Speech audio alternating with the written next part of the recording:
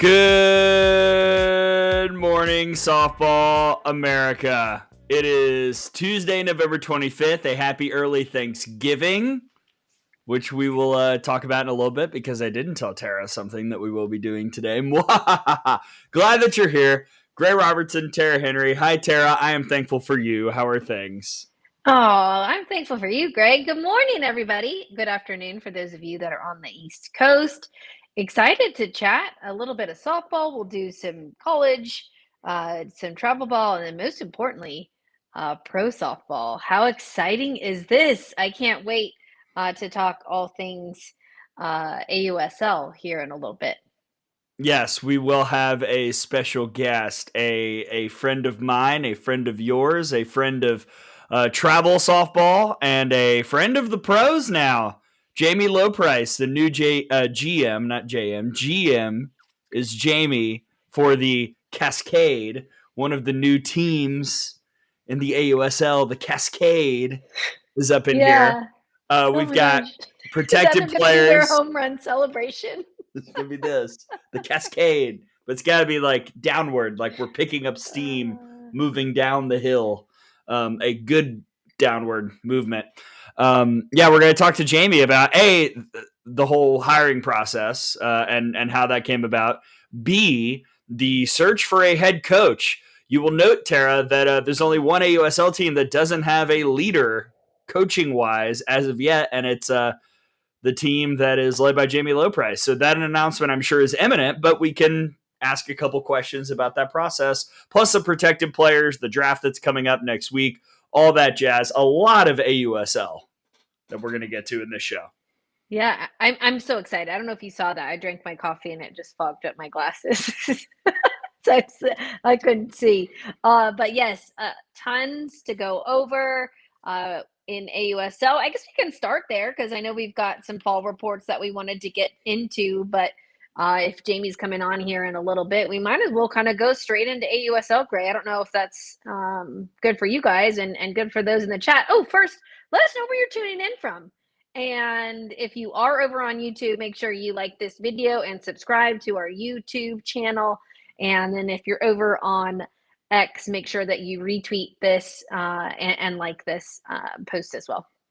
Yes, hit us up in the chat. We see you active folks. Let us know where you're watching, where you're listening. I am cool with going into AUSL. I do, however, want to make one quick announcement because last time we were on the show, I said I would announce it here. So I will do that. I did tweet out and release the official schedule for 2025 Softball Media Days on the Out of the Box podcast, which will begin next week.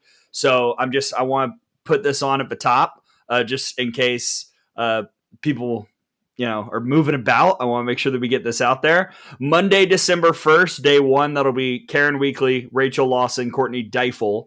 Day 2, which is Wednesday, December 3rd, Beth Torina, the coaches Malvo, Chris and Kate at Auburn, and Samantha Ricketts at Mississippi State.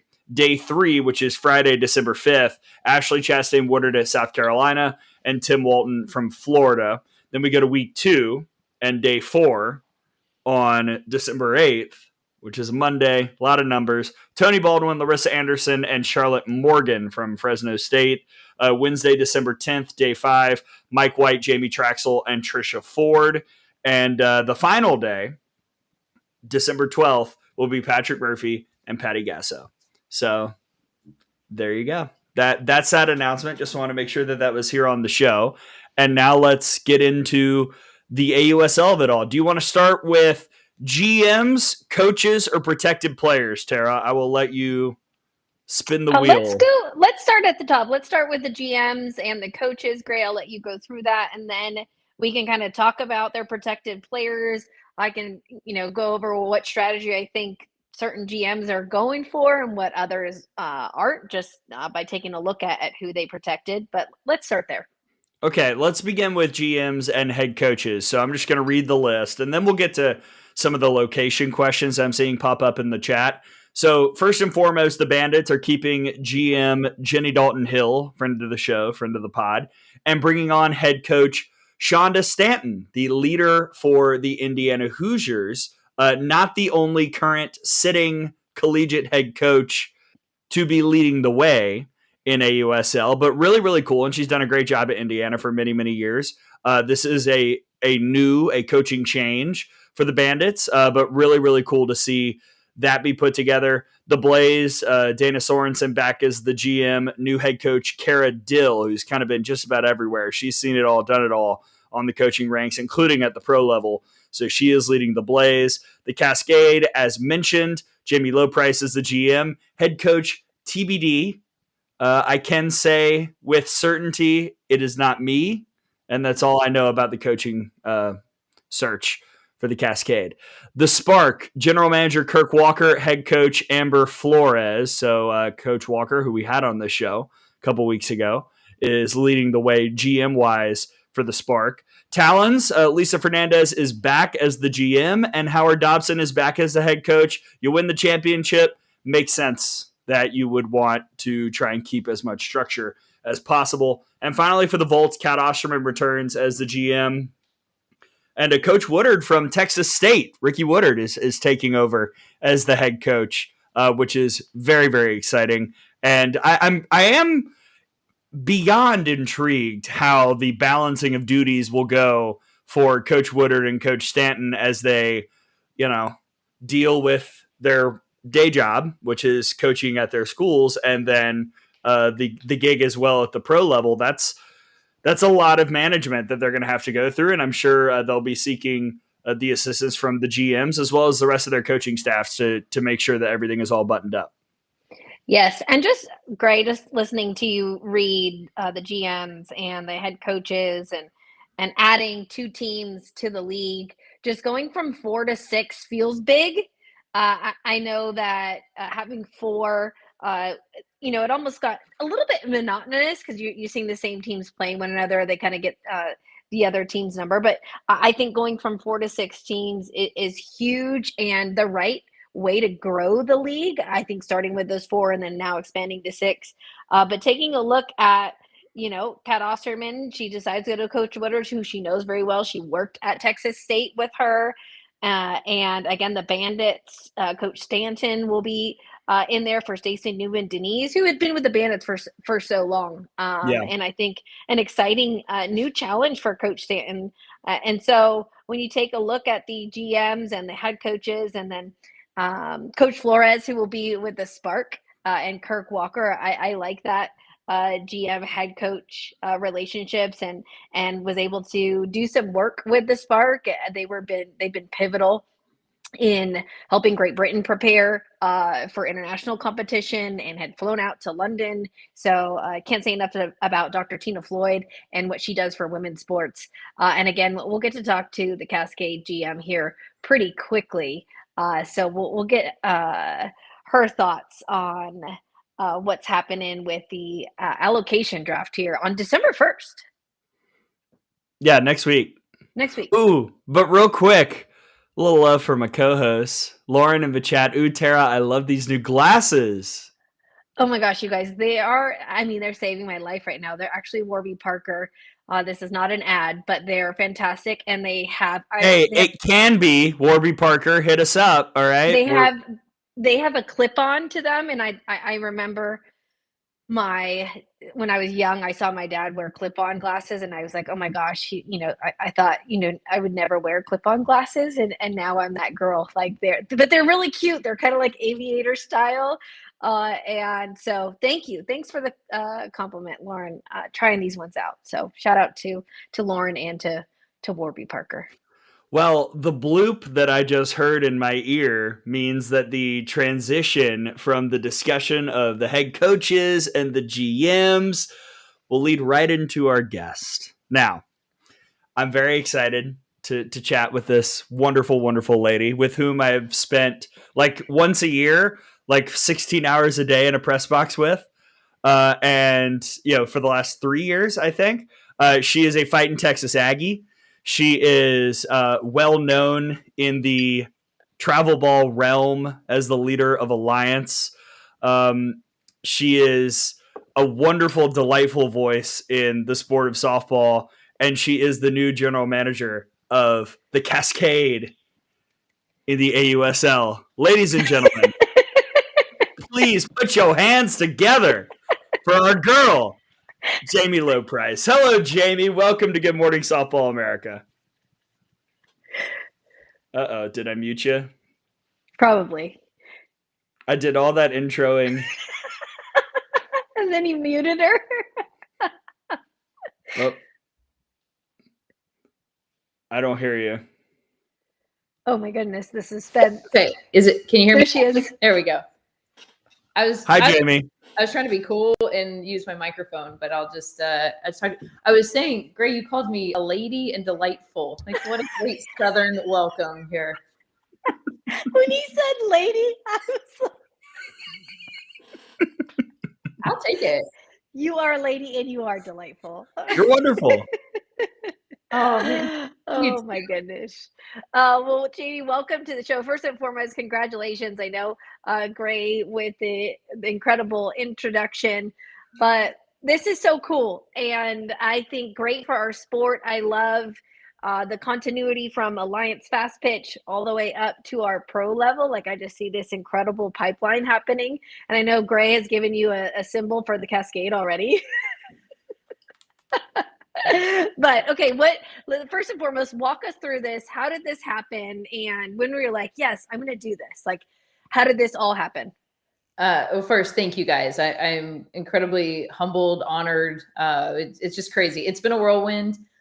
This has happened really fast. I was actually approached, somebody that we all know very well, would send me a text and said, "Hey, would you be interested?" I'm like, oh, yeah, of course. I mean, of course I'm interested.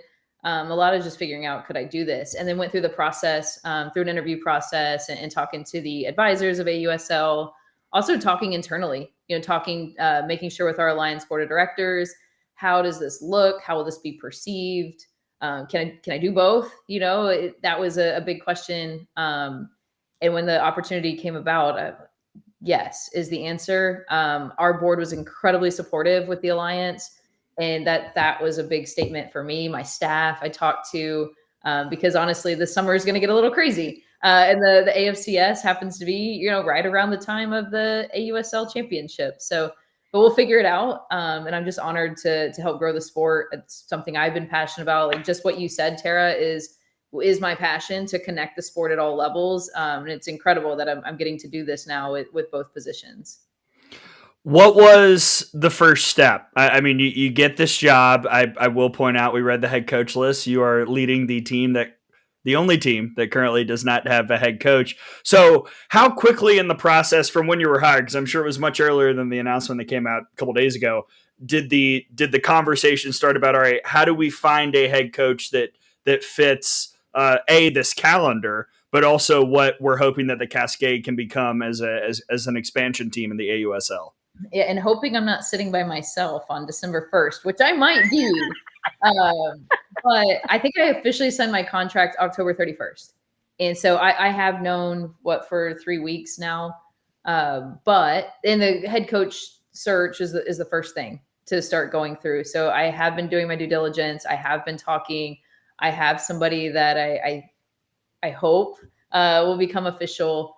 So it's moving quickly. Let's say that. I'm trying to move quickly.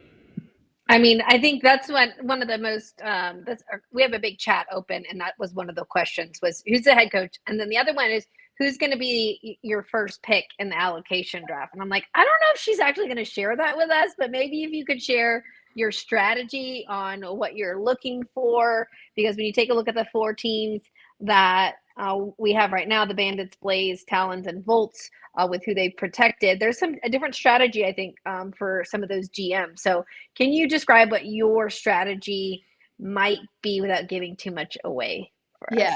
When I actually just got off a call with who I'm hoping will be potentially my head coach and going through our draft process. So to me, and I keep saying this, but it starts in the circle. We know that. I think there's some great arms available, both in the expansion and allocation. And so what I've just from watching AUSL, playing professionally myself, understanding we're in that era of a pitching staff too, that I think is going to be really important. So looking at who complements each other is important. There's a trick, right? Because you can only take so many in expansion. Then you have the allocation draft right after. And then I'm really excited about this college draft class too. And so we have to keep spots available for those young players for the college draft. So you're trying to make 16 work. And then I think you can't go wrong with just best available. There's some really, really talented athletes. I think there's some great leadership. I'm a big, you got to have a glue person. So I'm trying to put all of those puzzle pieces together right now. Jami, I know that you, like both me and Tara, can really seep into softball sicko mode during the season. You're watching games all the time, but it's a compliment. It's a compliment, I promise. But you mentioned the college draft. How will you watch games differently this season, knowing that not only you're trying to be entertained and you're interested by the storylines, but now you're actually evaluating possible picks once we get to that portion of the draft? I'd say, what's really cool, Gray, and I can't remember if you'd start, this might be the year after. This class is our 2022 Alliance All-Star class. And so that, already I've been to that list of, thank you, Derek Allister, for helping select those athletes 4 years ago. And I always, obviously, number one, I've just watched softball as an Aggie fan. And then I watched I cheer on our Alliance players. Now it will be a little bit different, right? I'm scouting essentially and just watching games a little bit different, but what a great excuse to have to watch more softball. I'm really looking forward to that responsibility.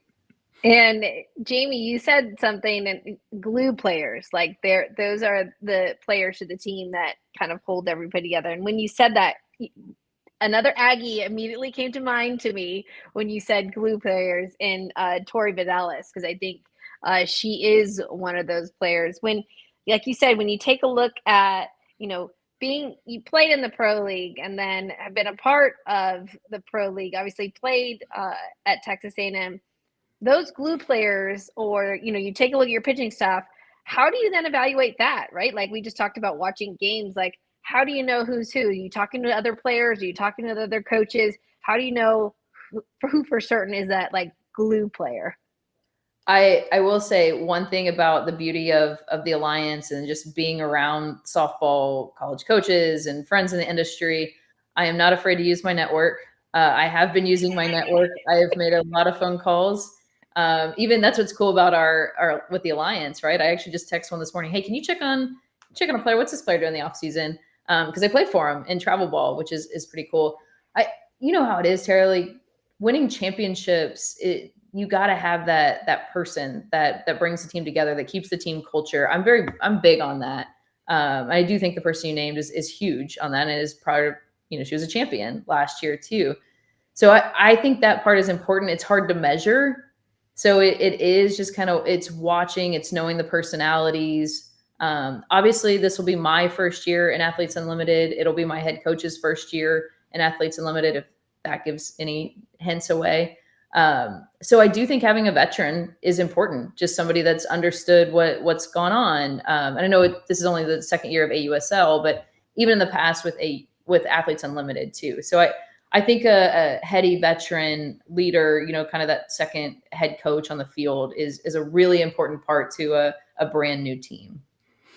I'm going to ask a question that I know partially you can't answer, but I'm still going to ask anyway. I'm not asking you to reveal the city that the Cascade is going to, but when that announcement comes, as the GM, what's going to be the most important factor for you to try and really immerse that team into the community and really start to build that foundation and build those roots?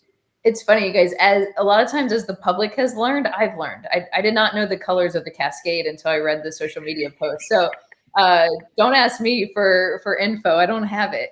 But I think community is a really important part. I'm really big on the mission of professional softball and of the AUSL. And so to me, that's an important ingredient of building this team as well, of getting those players that are bought in on the long-term vision, that understand what it means. Obviously, we want to win championships, but understanding what it means to build this professional league for the long term. And I think a lot of that starts with the community. So some of it I'm waiting, right, to learn exactly where we're going to be, exactly what that looks like in the off season. I'm open to going over and being part of helping build that. Hopefully we can tap into some alliance connections wherever we're at too in the youth community, which I think will be a really important part of the fan base too. Did you pitch Kokomo? Because that would make life really easy for you. Yes. Like, hey, I know this really good. I know it's a high school stadium, but it's awesome with broadcast capabilities. But yeah, then I could do both. Yeah, that's going to be between All-Star Game, AUSL Championship, and AFCS Championship. It'll frequent flyer miles. Here I come. Well, for those that have never been to Kokomo, can you guys explain what you in Kokomo? Because for those that have never been to the championships, what it's like. Go ahead, Jamie. Go ahead. You run the show. I just show up to talk about it. So Kokomo, Indiana, in Westfield, Indiana, is where we host our national championships for the Alliance. We host all age divisions there now, and it is incredible. I want to say they were probably 5 million plus into this one high school softball stadium, all turf field, full on broadcast booth, seats a little over 1,000 permanent seating with room to grow there. But it looks like Purdue. It's almost like a little replica of Purdue University Purdue softball stadium, but it's an incredible venue, especially built for a high school that we use for our youth national championships. Yeah, it's remarkable. It's an unbelievable view. It's very, very medieval looking, but it's kind of got like it's got this aura about it that's really, really great. And it's perfect for rain delays, perfect for the event that Jamie and the crew runs. Like we really don't have any stoppages unless there's lightning.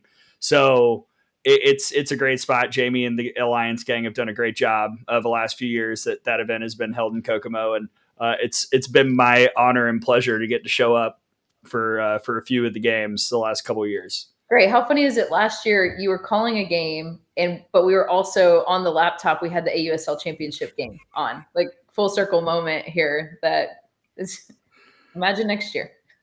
That's so awesome. Well, last one for me. What are you most excited about for this first season in the AUSL as the GM of the Cascade, the brand new team? God, there's so much. Honestly, just being an active participant now. In the growth of professional softball. I said that I was more passively involved, and now to actively be involved is really cool for me. The opportunity to build a team, I think there's something special about that. I look at it kind of like how we've built our Alliance Fast Pitch organization. They're my team. And then I think, AUSL having home locations and just watching what the growth and the excitement from the fans is going to be, what that does for the sport. There's so many things, but I'm really excited and honored to be a part of it. And just thankful for the softball community. Yesterday was wild with the announcement. I'm super appreciative of just the kind words from text messages to social media messages, but I really appreciate just our softball community in general.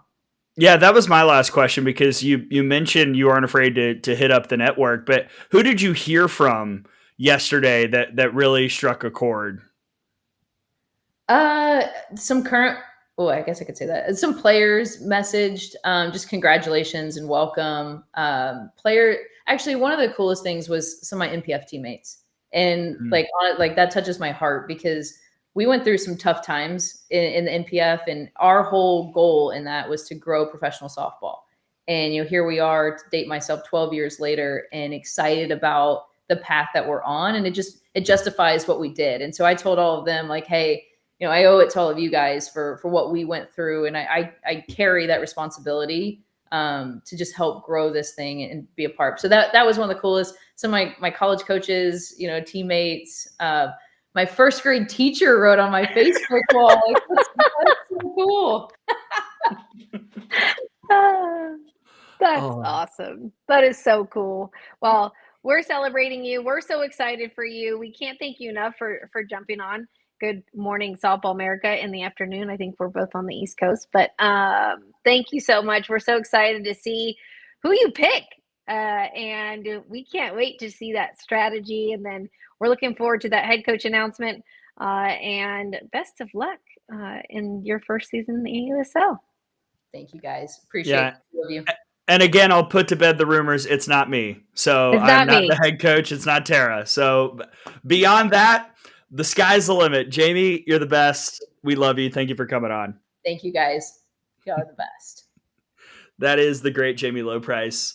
A wonderful, delightful person, a delightful lady, and going to be a wonderful GM. I'll tell you because here's the thing. We did have some rain delays at Alliance this year, and I got to just hear Jami talk ball to some of the coaches were sitting in there. Like there was a lot of hanging out at times this year because there were just pockets of lightning. Long story on weather delays, but I got to even more hear about the way that she views the game, the way that she talks about the game. We got to watch a little AUSL championship together, and she's going to do a great job. She's brilliant. She knows how to bring people together, which I think is almost more important than some of the picks, because, if you can bring people together, it kind of doesn't matter who you pick, you'll have that culture.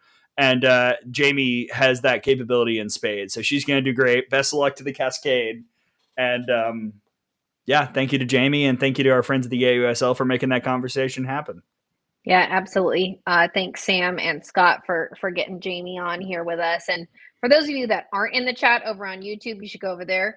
Brady has joined us, and his oh yes, he's over there. Bo Jackson 11 Gaming.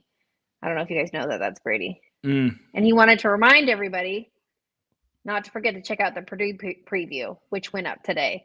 And Brady is as high on the Boilermakers, let me tell you, and a team that just missed out on the NCAA tournament. But I encourage you all to go over and read about Purdue and what they've got cooking over there. But yes, don't forget, Bo Jackson 11 Gaming is telling you to go over there. Yeah, listen to him. All right.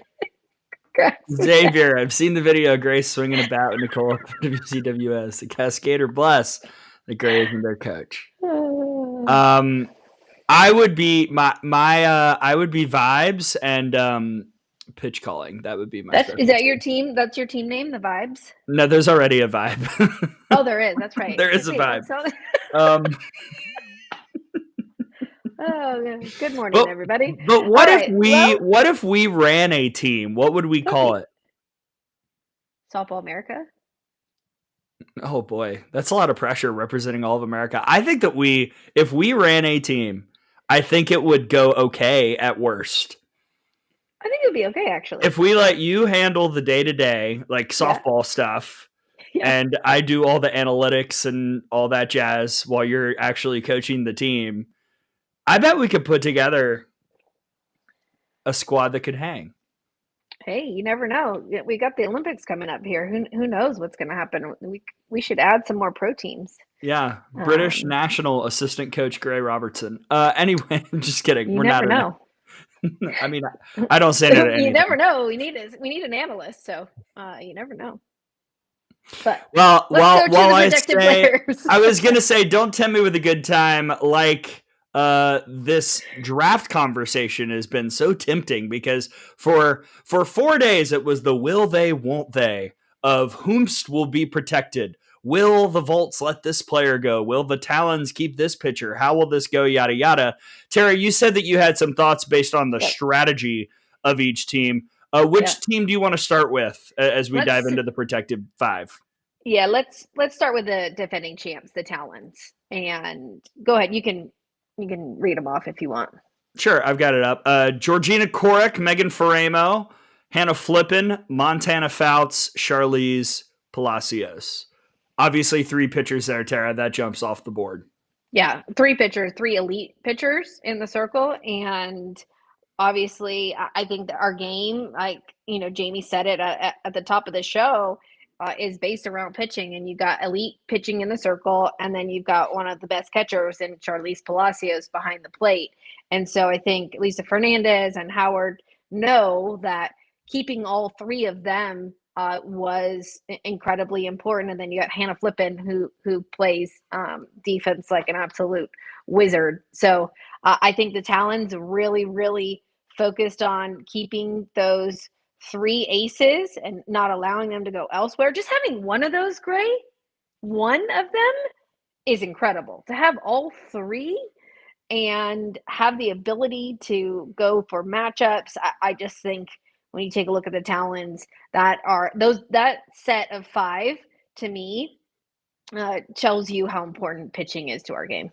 Well, like Georgina Cork was pitcher of the year, Montana Fouts won of the championship. Like, so that's already 2 arms. And then Megan Faramo, we didn't talk about Megan the Machine all that much last year because she kind of wasn't Megan the Machine because she was overseas. And like, it seemed to take her a minute to turn back into the force that she was. I have to assume, with the improvement that she showed throughout the AUSL season, that now the calendar probably clears up for her a little bit more where she can truly go through and do all the regular preparation into a season and not be operating on jet lag the first time she pitches in the AUSL this year. So to have that 3-headed monster, what a matchup nightmare, and what a luxury for Howard Dobson, because you've got 3 pitchers who are kind of a matchup nightmare, but also can all go complete if you need them to. And you add maybe a couple bullpen relief options, it's going to be the most well-rounded staff in the AUSL, almost locked up already.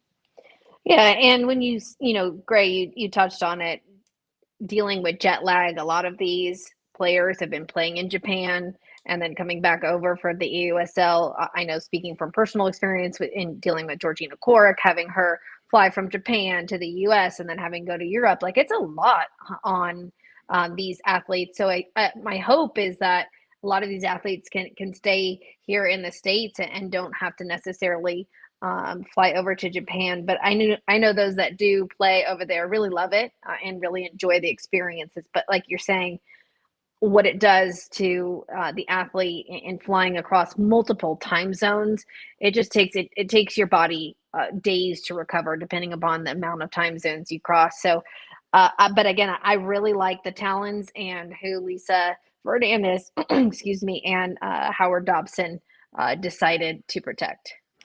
Before we go to the next team, were you surprised that they did not protect Maya Brady? There was a question in the chat about it that, based on the good work of Savannah Collins, that seems to, and you even heard Jami Lobpries mention best available. If we were doing Mel Kiper's big best available board, Maya Brady's probably at the top of the list. Yeah, I mean, I think the only reason is because you've got those other 5 names. Yeah. And in terms of impact on a game, like Maya Brady to me is one of the best hitters in the world. But when you take a look at impacting the game and being in the circle and having the ball every pitch, again, you've got those 3 pitchers and then Flip at shortstop and Shar behind the plate. So I am surprised, but then yet not, because of those 5 names that are on the list, because I can see logically how you would do that. Yeah. And we need some weighted runs, a WAR metric for AUSL. I don't know if we've got that. I've got to ask Brady, but it'd be nice to have a WAR metric to see what we're dealing with. All right, who's next? Should we go to the runners-up, the Bandits? Sure, let's do it. All right, here are the 5. Erin Koffel, Lexi Kilfoyle, Taylor McQuillan, Skylar Wallace, Morgan Zirkle. Yeah, so again, two pitchers, and Kilfoyle, right-hander, down hard in the zone, and then lefty McQuillan. So those two match up well together. And then you've got pretty strong middles in Skylar Wallace and Aaron Koffel, some defense there, and then Morgan Zirkle, who can just do it all. I think, again, between those two, it's a little bit different than the Talons. You still have two pitchers, but some offense in there and some really solid defense. So I like who the Bandits kept. And again, we have to remember, everybody, that there are also some seniors that are going to be big seniors, which we'll go into. I have a whole list of who could potentially be available in the senior class. And spoiler alert, there's a lot of pitchers that could potentially be available. Yeah. What, a lot of pitchers. I think it's interesting. So I got a text from a friend who is very much in the analytical game, the same as me in softball, and he was asking about why some of the protected players weren't on the, I guess, the younger side, if you catch what I'm saying. And we're going to get to a couple other protected players who are closer to the end of their playing careers than the beginning. And I think that one person that the Bandits decided not to keep that really kind of struck me was Sydney McKinney, who was the batting leader. She had the most hits in the AUSL last year. And that was a name that I thought we might see pop up. And that the Bandits did keep Morgan Zirkle, who is a fantastic player. But I don't know how much longer she's going to be playing. You know, she's the head coach at Marshall, and she's been a part of AU for many, many years. And she's been doing this for a while. I was intrigued to see some of the moves that all these teams made as they were putting together their protected players. Yeah, and I agree with you, Gray. And we also don't know what those conversations look like as well between GM and head coach. We don't know. You know, these teams also played a season together last year, so could be some personalities aren't the right fit for certain organizations, or they just have a different need. But I agree with you. And when you take a look at, I love Savannah Collins's article on the best available players, and Sydney McKinney is one of them. So is Maya Brady, and we'll get to the other two on the other two teams here who Savannah highlighted. And Savannah's in the dugout at the games, speaking to players, speaking to coaches, speaking to GMs. So I always love reading her insight on who she thinks is the best available. Who do you want next, Volts or Blaze? Let's go Blaze. All right, shout out to the Blaze. Here are the protected players. Rookie of the Year on a gold, Bailey Klingler, Kayla Kowalik, Aubrey Leach, and Kaylani Ricketts as the only pitcher that the Blaze kept. I have to assume that will be an immediate search for that team as they try and round out that pitching staff, because I'll be honest, I was kind of surprised.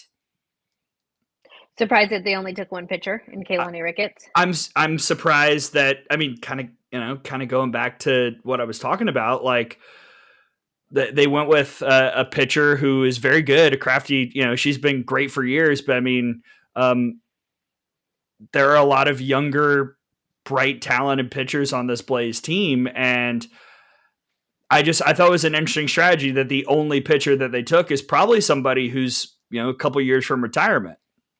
Yeah, and then I can be devil's advocate here, Gray. I think if I was trying to put myself in those shoes, that the Blaze are looking at this income or the graduating senior class to pick up some pitchers in the circle. Could it be a Carlin Pickens, Nigeri Kennedy, a Jordy Ball? I think there's a Maya Johnson. There's plenty of arms that will be available as soon as the season is over. So I think having a veteran in the circle that is calm, that has been there, that has done that, might be the direction they are going, well knowing that there's an allocation draft and there are going to be a plethora of pitchers to choose from should they want to go pro. when that draft happens. Yeah. I'm looking at the list. Alicia Ocasio, Elena Vaughter had some nice moments last year. The Carly Hoover thing didn't really work out like anybody wanted to last year, and she was dealing with injuries, and I don't even know what her status is in terms of Japan versus AUSL and all that stuff. Again, we'll get the full allocation draft very, very soon. I've seen ramblings and rumblings that might be coming out today. We know one person who's in it, and that's Jocelyn Allo, which cool. They need a lot more than one person in that allocation draft, and hopefully that announcement comes soon. But obviously for the Blaze, it's huge to keep Anna Golden, Bailey Klingler, and Kayla Kowalik. That is a superstar offensive trio right there. They just got to build around, because those three were great last year, and kind of the rest of the team just wasn't bringing it. And Aubrey Leach. I mean, she, again, talk about somebody that can play impeccable defense and has incredible hands at the plate. I understand this strategy if, like I said, they're potentially looking at this senior class. And, I mentioned a few, but also Lindsey Grine, Ruby Malin, Robin Heron. I want to thank Brady Vernon for sending over a list to me to take a look at who of those seniors, Taylor Tinsley, could be available. And I think, again, a lot of that and the choice to keep Ricketts and that veteran leadership is because of those available pitchers they're going to be there. All right. Blaze, we got one team left, the Volts. Mm-hmm. Rachel Garcia, Tiare Jennings, Amanda Lorenz, Deja Mulipola, and Mia Scott. I mean, that is an elite list as well. Mm-hmm. And I know I read about Kat Osterman keeping Deja Mulipola to help with Rachel Garcia, who, again, is, to me, I think the best pitcher in the world because of all the things that she can do. And so Rachel Garcia paired with Deja Mulipola, who, again, had won Athletes Unlimited, Tiare Jennings, Mia Scott, and Amanda Lorenz. Those are a ton of bats available too. I paired elite defense and elite hitters with one of the best pitchers in the world. I like those five. Yes, that does leave Sis Bates and Jesse Warren on the table. So there are, and others, but like there are a lot of big names that were not protected that are going to be huge pickups for somebody, whether it be the four teams or, the two expansion teams that we've got coming in. I can't wait to see what happens and how all this shakes out, because you're right. Everybody is going to have a different strategy. How I think about it, how you think about it, that's not necessarily how these GMs think about it or how these head coaches think about it. And there are other factors that will be thrown into this stew that we're crafting that will be the 6 rosters for AUSL in 2026. And what an exciting time to be a part of women's softball, not only women's softball, just women's sports in general.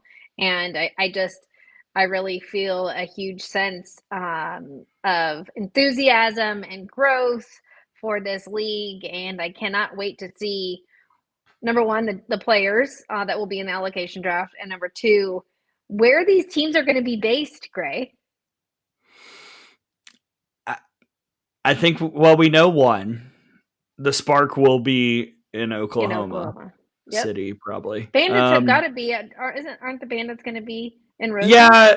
So apparently there was like an Instagram caption thing that teased that the Bandits were going to be in Chicago. I mean, yes, that did happen, but it's not a team. Like the Bandits are going to be in Chicago. If the Bandits aren't in Chicago, what is we doing? What are we doing? And having Stanton as the head coach. I mean, yeah. Everybody else, I'm not 100% sure. Somebody did mention, look, there are a lot of sleuths out there, and I want to shout y'all out. Yeah, let us know where you guys think they're going, or if you know where they're going. I believe I'm going to Google just to confirm this. the Cascade mountain range runs through Washington and Oregon, which would imply Seattle. Yes. Because word was that Seattle was a big hit when the AUSL went out there last year. Okay. It's going to be some flying then. Yeah. I have my guesses. The Volts will be in Texas probably, right? I mean, yep. I have no idea about the Talons. I don't know. I really, honestly, you guys, I don't know. I don't even have an insider's clue. Sometimes I do on this stuff, but this I don't. I'm just excited to hear where they're going to be. Yeah. And hopefully that comes out soon as well. Do you want to real quick touch on the big board? You know, a couple of the college draft eligible. I mean, you mentioned some of the pitchers, but who else? What do you mean by big board? Well, I have not crafted my big board. That's going to be an in-season project because I'll probably do one before the season, mid-season, and then going into the AUSL draft just to put the analytics and the numbers to it. But who did you have on your list you're really excited about for the college draft? Obviously, all those pitchers I had named: Carlin Pickens, Jordy Ball, Nyjah, Reese Atwood, Jocelyn Erickson, Jordan Woolery, Megan Grant, to name a few. I think there are a lot of athletes that are in this class that can make an impact right away. Kinsey Brown, Arizona State. What about you? Mm-hmm. I think we have seen Dakota Kennedy rightfully get a lot of buzz. I also wouldn't be shocked if there's somebody that we're not naming who just totally blows up this year. I mean, I don't want to reveal too much, but I have heard word of kids who probably 3 years ago wouldn't have even 2 years ago wouldn't have sniffed pro softball that are now in the mix and potentially getting in the league this year, not out of the college draft, but just in general. And they've deserved that because they worked hard and they improved at the latter end of their career to get to that level. I think that we could see kids like that really explode. Maybe rising seniors who've been 260, 270 hitters who go off as a senior, load up the home runs and RBIs, and suddenly burst onto the scene as a potential pick. Pitching wise, the comp would be Raylan Chafin, right? Who really was a quiet name pitching wise throughout most of her career, goes to Mississippi State, bursts onto the scene, and becomes one of those golden ticket holders. Yeah, absolutely. And again, I like that. I think we'll be having this conversation in a couple of months' time and when the season starts, and who's going to be the next star that steps up and somebody that we're not expecting. And who would that, if you could, great, anybody that is on your radar that people don't necessarily know about or wouldn't think about going to have a big season next year? Well, I'm going through my SEC roster packet to see if there are any seniors I should shout out. One that just I looked at was Reagan Johnson at Arkansas. I know we just talked about Dakota Kennedy. Reagan Johnson is a very, very impressive player. It also depends on what a team needs. You know what I mean? Like how many outfielders available, how many infielders available. And we just went through those 4 teams. And obviously Cascade and the Spark as well are going to jump in. So it also depends on rosters and what they need. It's the same thing like when coaches go out and recruiting and they're recruiting and have an elite shortstop and they're a freshman. They're probably not going to recruit an elite shortstop or the number one again. I mean, they'll try to, but just to take a look at what their certain needs are. So I would say the Talons probably aren't going to be looking for a ton of pitching. Right. Maybe one. And just to further answer your question, another name in the vein of Mississippi State, Nadia Barbary. Every year, we ask the question like, all right, Mississippi State, you had this great player graduate.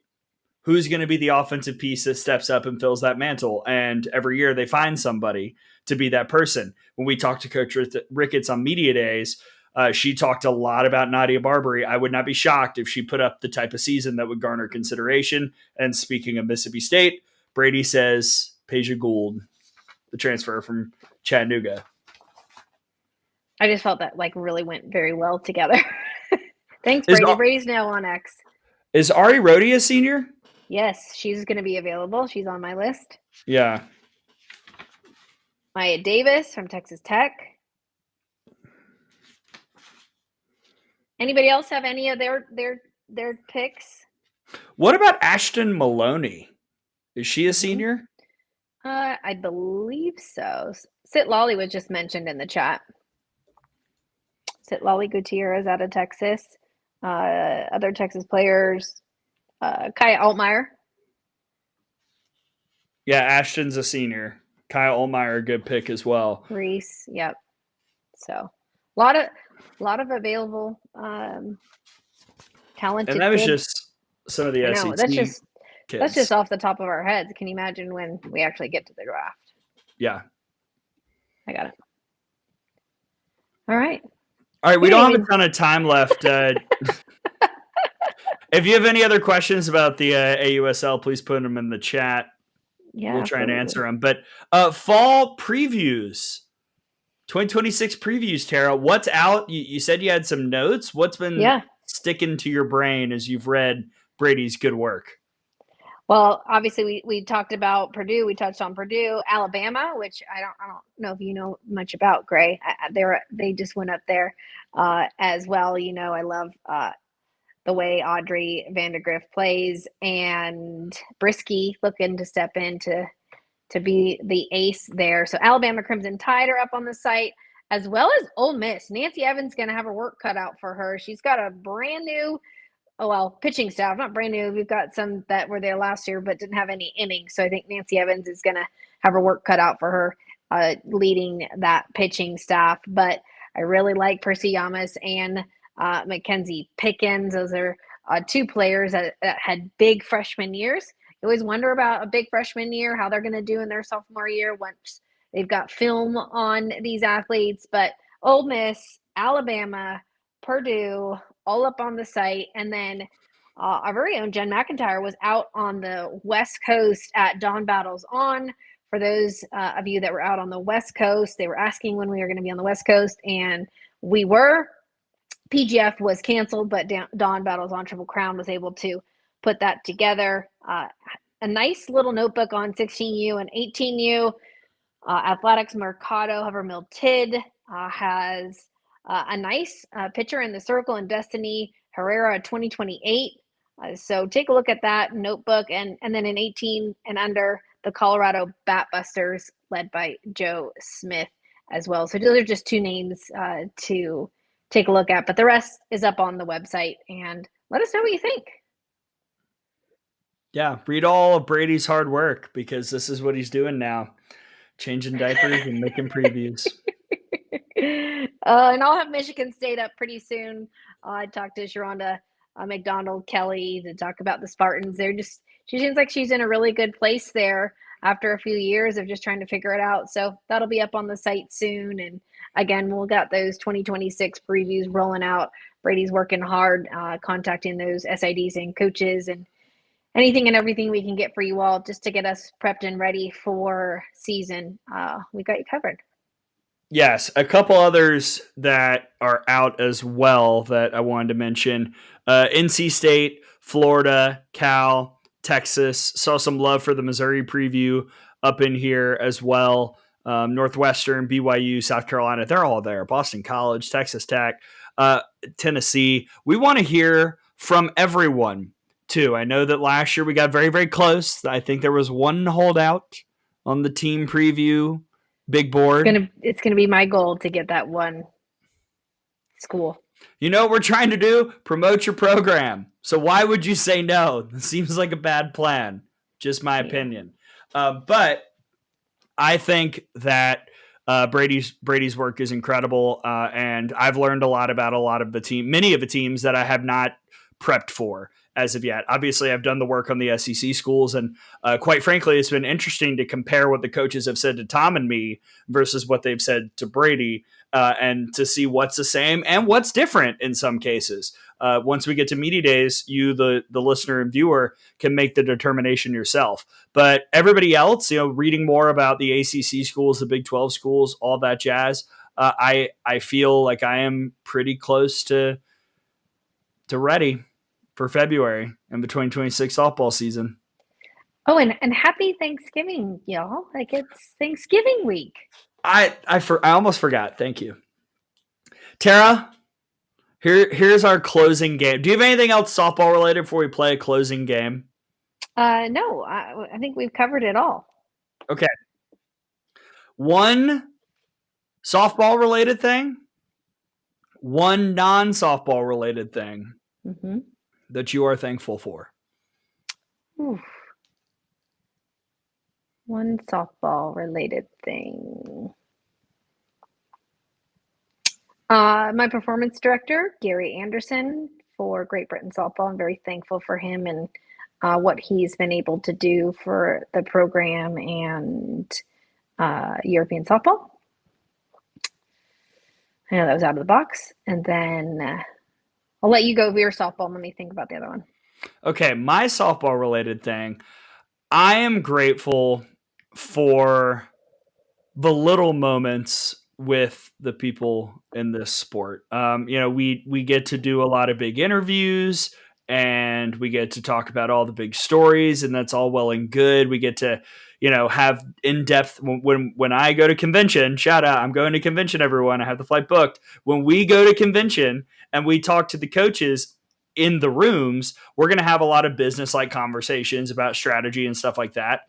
But I'm grateful for the small moments that we get. The 10 minutes with Tony Baldwin after we record an interview where we just catch up and talk about golf. The moments in Vegas where, people might just be chilling out in the lobby asking about friends and family, that kind of stuff. The moments where, Tara, when we get to talk on the phone or get to jostle and figure out how a mic is going to be connected before we go on the air. The moments with Tom before we record a pod, in between the bloopers, all those kind of things. Those are the moments that remind me why I love being a part of this so much, because of the people. And I'm very, very thankful for the little moments with everyone that we interact with in the sport of softball. Oh, that was fantastic. We need to clip that. That was like, oh my gosh, all the things. And that's why we do what we do. And Gray, I think I speak for not only Softball America, our staff, the fans, but you make our sport better. And it is because of all of those moments. And you get to have all those moments because you work hard and you put in the work. And anybody that can see the boards behind you know how much you love the sport. And again, we are better because of you in it. Thank you, Tara. Yeah. I'm better because I get to work with you in a regularly scheduled time slot, which is now. And because I learn so much from you all the time, and I appreciate it. A regularly scheduled time slot. What is that? I don't know. It's whatever we decide it is. What's your non-softball related thing that you're thankful for? Non-softball related that I'm so thankful for is the health and the connection and love that I have, not only with my family, but with my boyfriend, and just being able to be around those that I love and to have them experience life and be present and able to be with us. And those that aren't with us, I still have immense amount of love, but just, I'm so happy that I get to talk to my mom and dad every day, and they're still important pillars of my life. And again, just the health of everybody in this inner circle. I think it's, something that we don't really think about a lot, and just being able to be here and speak to each and every one of you and highlight this game and be here. So I think that's what I'm most thankful for. Let's clip that. That was awesome. Oh man, I'm getting teared up actually. You went with family, so I will say to a friend that I'm thankful for. My friend Richmond, who we went to high school together. We were from the same town, but we do not live in the same city. We really don't. We see each other twice a year, but it became a goal for us a couple years ago to be like, look, no matter, like, he's married now. Everyone knows that my spring schedule is not real. And fall Saturdays aren't helpful either. But we made a plan every Saturday phone call forever. And we have kept to that for 3 years. And I am grateful for friendships like that no matter what is going on in life, no matter what the schedule looks like, no matter how busy we all get, no matter all the complications that can arise each and every day, I'm grateful for the friendships where we're all there for each other. And that's the kind of stuff that I'm thinking about on this Thanksgiving, along with my final question before we go. What's the one thing that better be on your plate on Thursday, Tara? What's like your do or die? This has got to be on my Thanksgiving plate meal item. Oof, I don't know. It's not going to be on my plate because my mom cooks stuffing and I'm not going back that way. But I love the stuffing that she cooks. So I will say, oh, and she has the best apple pie. Now I'm getting sad. That does sound But good. normally it's that apple pie. My mom, I know that it's not normally traditional, but my mom makes the best apple pie. Oof, it's like so good. She like doubles the crust, so there's more crust, and then we get in trouble because somebody goes in and is taking the crust off and not telling anybody. So like if you get that piece, it's normally my dad or me. But yeah, apple pie is normally my favorite, which isn't really Thanksgiving-y, but it's my favorite. How about you? Like that. I'm gonna need a healthy dose of mac and cheese. If there's not mac and cheese at lunch on Thursday, certain family members you will be hearing from my people prepare me mac and cheese. I will eat just about anything, but like my dad's sister does such a great job with the meal, and I'm like, we're talking options on options on options. The deviled eggs are always in particular. Like I love a good deviled egg on a Thanksgiving as an appetizer, but I don't know. Like 2 days ago, I started thinking about like mac and cheese, and it's been in my head. And I'm like, I'm not gonna go buy mac and cheese. I'm gonna wait for Thanksgiving so that this is a super exciting moment in my life. And if there is a mac and cheese, then devastation. Is it regular mac and cheese? Is it lobster mac? Is it Just regular? Just although regular. The mention of lobster mac and cheese, that sounds like something we should get in Vegas. Oh yeah, you guys, we're going to Vegas. We'll be at the NFCA. Gray will be there at the booth with us. It'll be exciting. So come by and check us out. And let us know what you're having for Thanksgiving or what you want to have on Thanksgiving. Yeah. Dinner. Let us know what you're thankful for.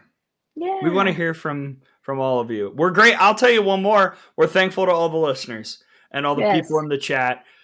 Fang, Brady, Kevin, Parker. I'm just looking at the chat. Cheyenne, who's a legend in the chat. Lauren, everyone who gets in on this all the time. We're grateful for you.